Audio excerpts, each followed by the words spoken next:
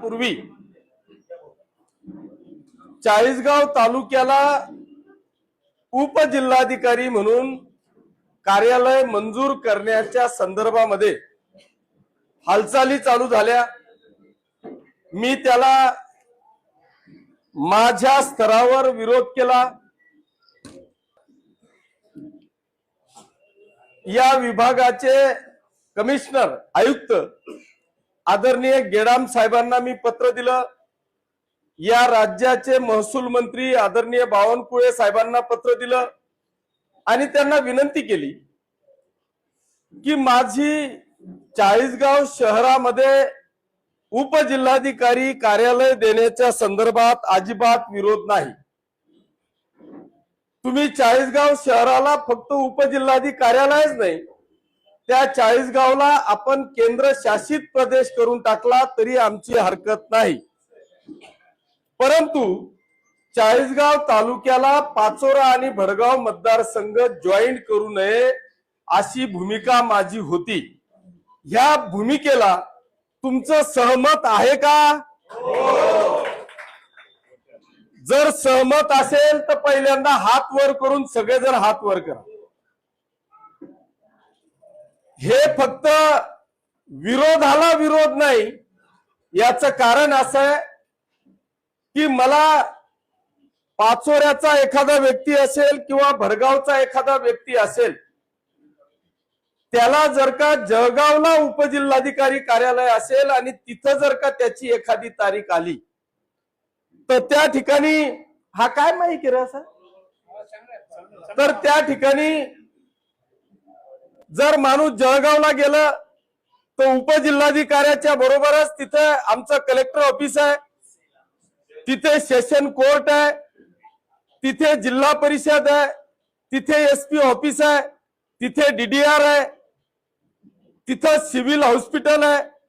जर मला किंवा जिल्ह्याचं कृषी अधिकाऱ्याचं ऑफिस आहे, जर एखादा व्यक्ती उपजिल्हाधिकारी कार्यालयाच्या मध्ये जर का गेला तर त्याचे अनेक कामं करून तो व्यक्ती घरी येऊ शकतो।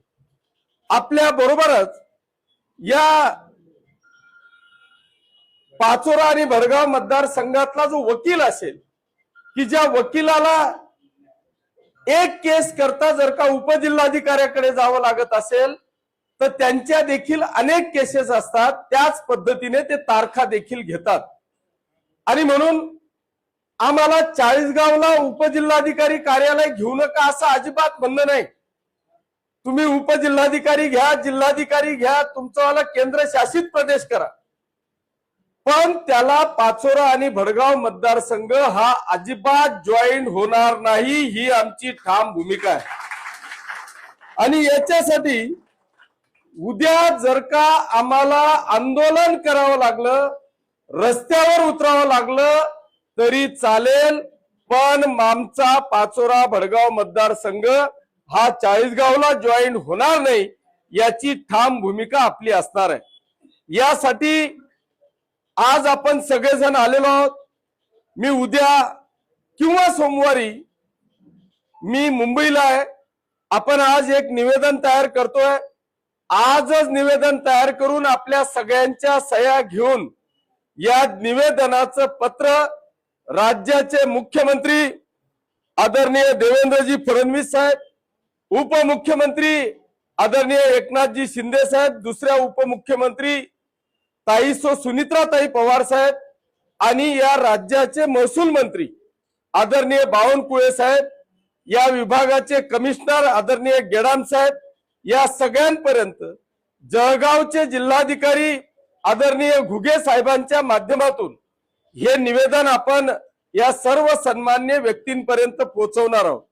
मी अपेक्षा करेल की हे आंदोलन चिघळण्याच्या आत आपण रास्त भूमिका घ्याल। एका चाळीसगाव तालुक्याला न्याय देत असताना इतर तालुक्यांवर अन्याय होणार नाही याची काळजी राज्याचे मुख्यमंत्री, उपमुख्यमंत्री आणि महसूल मंत्री घेतील अशी मला रास्त अपेक्षा आहे। पण जर का याच्यामध्ये आपल्याला अपयश आलं तर मात्र आपल्याला सगळ्यांना रस्त्यावर उतरावं लागणार आहे। मग मी जरी सत्ता